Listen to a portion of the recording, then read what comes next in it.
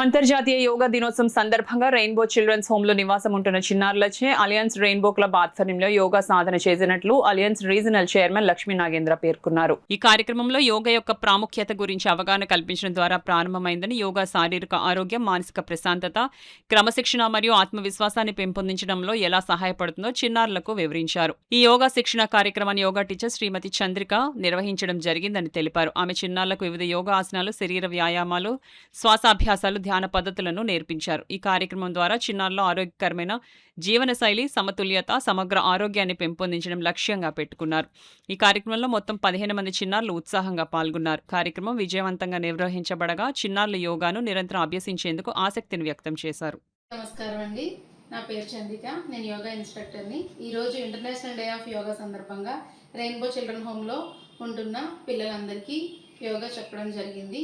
యోగా వలన ఆరోగ్యంగా ఎలా ఉండాలో వీళ్ళకి నేర్పించడం జరిగింది. ఇప్పుడే కాకుండా గత సంవత్సరం నుంచి వీళ్ళకి యోగా చెప్తూనే ఉన్నాము. ఇక్కడ కాకినాడలో ఈరోజు యోగా డే సందర్భంగా పలు చోట్ల యోగా కార్యక్రమాలు నిర్వహించడం జరిగింది. గత 5 సంవత్సరాలుగా ఈ యోగాను నేను ఆన్లైన్, ఆఫ్లైన్ ద్వారా అందరికీ అందించడం జరిగింది.